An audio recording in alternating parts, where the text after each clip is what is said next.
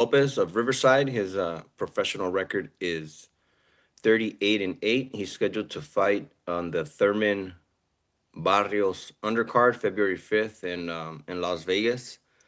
Um, I did a little bit of research on him. Um, his last 5 years, he's been with Robert Garcia. Prior to that, he was with Henry Ramirez of Riverside, and he turned pro in the early 2000s. He turned pro with Thompson Boxing, which is a local promoter here in the Inland Empire. The Inland Empire is a an area east of Los Angeles, um, about a few cities like Ontario, Rancho Cucamonga, Miraloma. That whole area is about San Bernardino. All that area is about 50 miles east of Los Angeles, and Thompson Boxing has been promoting events in that area in Ontario and in Corona since the early 2000s. Before the pandemic, they do about six events a year. So every 2 months they'd hold an event, um, and they bring up a lot of the local guys, a lot of guys from Rancho Cucamonga, from Corona, from Los Angeles. Those fights, some from San Diego. I think Giovanni Santillan came up through Thompson Boxing. Giovanni is now signed with. I don't think he signed with Top Rank, but he's been on Top Rank cards.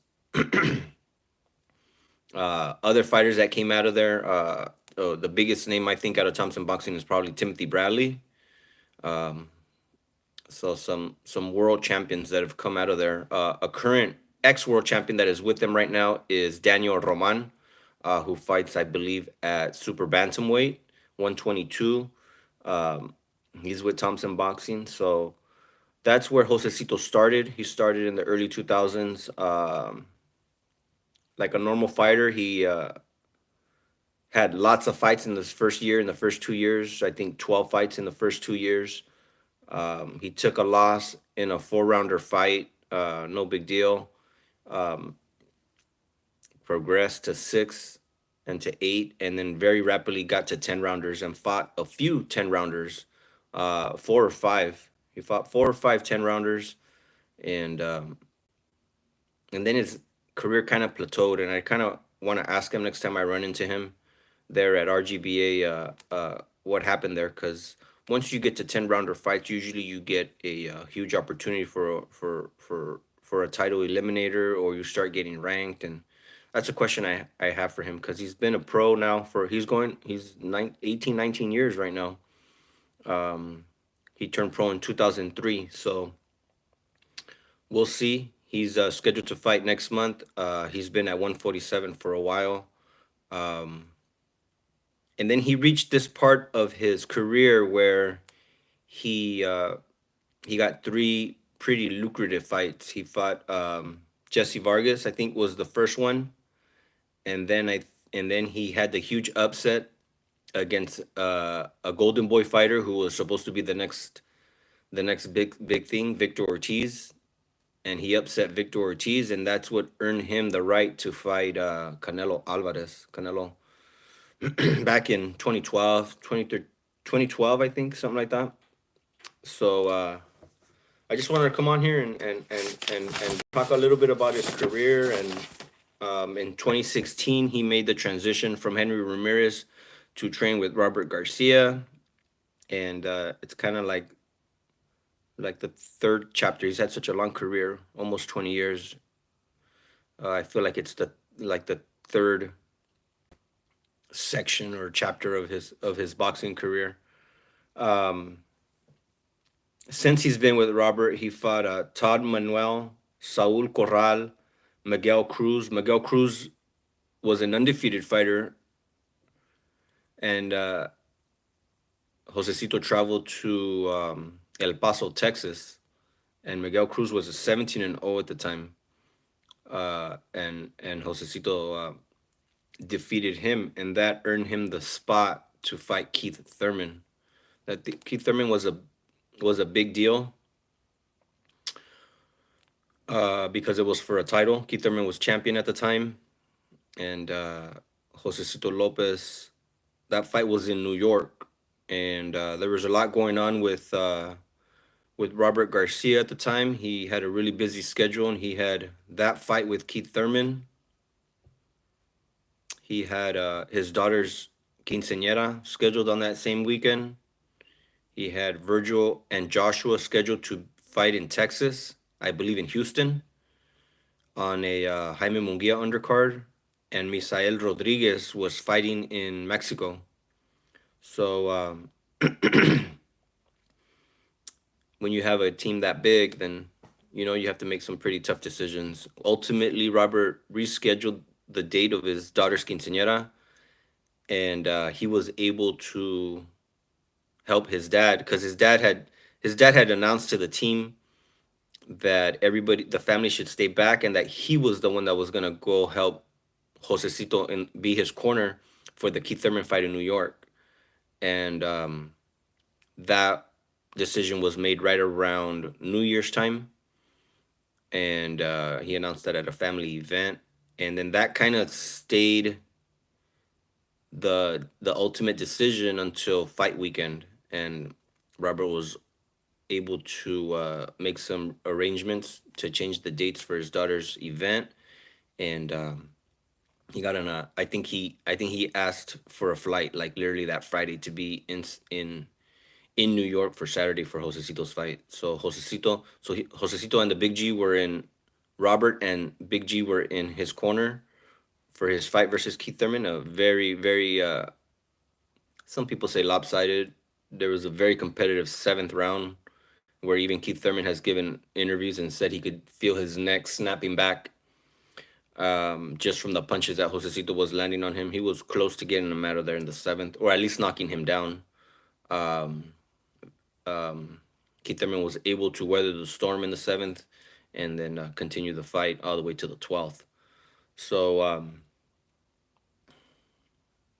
that Todd Manuel, Saul Corral, Miguel Cruz, Keith Thurman fight, all those have been on PBC events. Since the Keith Thurman fight, he's fought John Molina, who he stopped, and then he also got a stop versus Francisco Chia Santana. Um, the Santana fight is one that impressed me a lot uh, because Josecito was not staying in the pocket. He was fighting very well. He was letting his hands go. He was using his combinations. But more importantly, after he was throwing his combinations, he was pivoting and he was getting out of the way. So he made Francisco Chia Santana look very amateurish because he'd throw his punches, he'd pivot, and he was gone. And then Chia would go out there, look silly, and started chasing him, trying to throw punches, but he wasn't in range anymore. So that fight, and I told Robert when I saw him, the next time I saw him in the gym, I said, Robert, man, he looked amazing. He's not going toe to toe, or how you say in Spanish, he's not no está peleando al tú por tú. For my non-Spanish speakers, that's going toe to toe, al tú por tú. Don't don't stand there and trade and see who's the bigger man. Uh, get your punches off, pivot, and get out of the way and get out of the range. And he looked very, very well doing that versus Francisco Santana. But that's been a while. That's been, I think it was December, not this December, not 2 months ago, or a month ago, or about a year ago. So we're talking about a 13-month layoff. And I don't know, some people go back and forth. At his age, you want his body to recover. There's other experts in the industry that say no matter at what age, you always need to be, consistently fighting. Um, he's always in the gym. 75% of the time that I go visit RGBA, he's there. He's training, even if he doesn't have a fight lined up.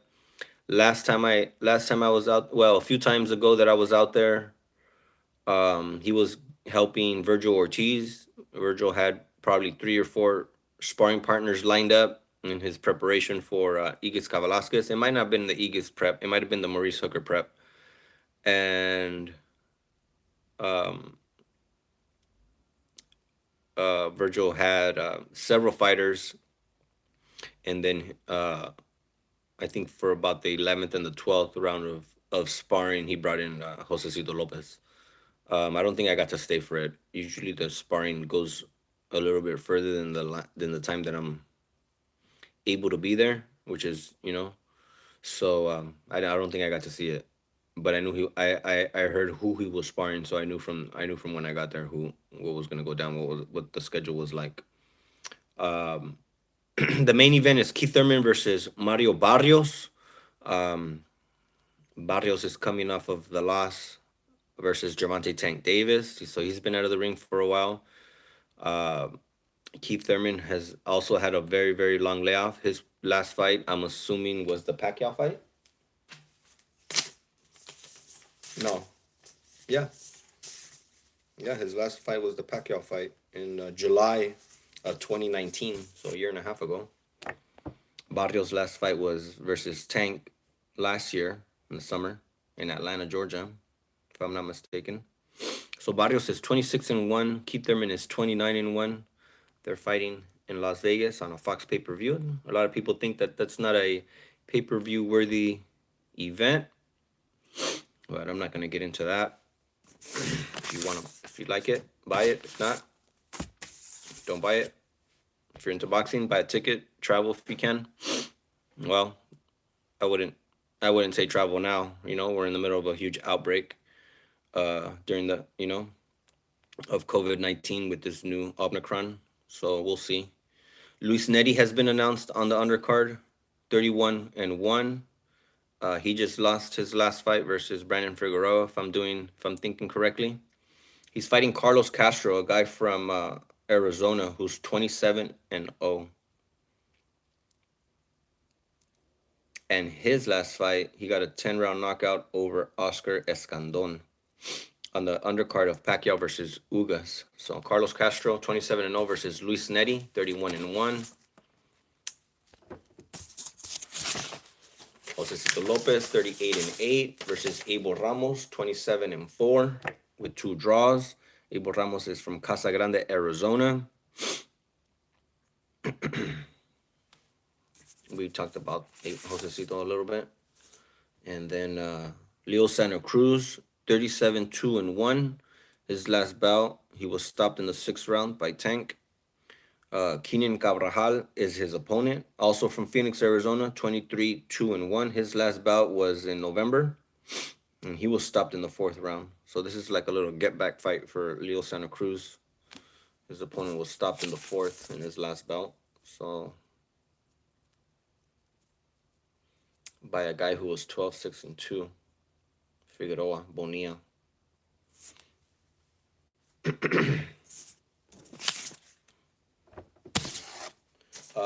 The Vargas brothers have just been announced that they're going to be on the undercard.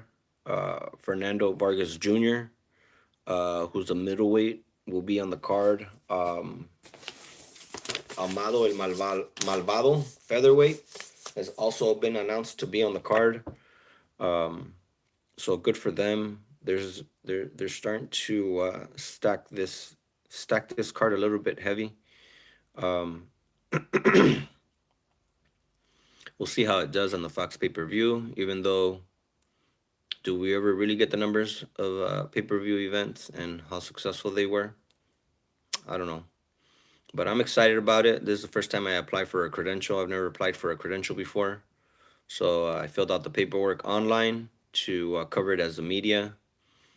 It's on the same date as Jose Ramirez fights in Fresno. I could last minute, if I don't get credentialed, buy a ticket and go to Fresno, or I could simply buy a ticket and still go to Vegas.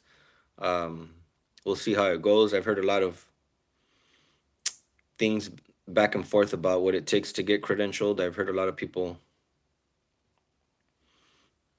have had a hard time. A lot of people with bigger channels than mine, bigger followings than mine, more views than mine, have a hard time. So just like anything in life, you got to be connected to certain people to get certain things, and it depends. If I'm motivated and I really want to cover an event for a fighter, then I'll ultimately jump through the loops to get to where I want to be. But Like I said, this is my first time applying for a credential here for the Keith Thurman event versus Barrios. Um, I'm doing it. I'm doing it mostly because I have a connection to Josesito Lopez. I've seen him in the gym tons of times at RGBA, and I'd like to cover the event. But we'll see how that goes. Hope you all stay safe, and God bless everybody.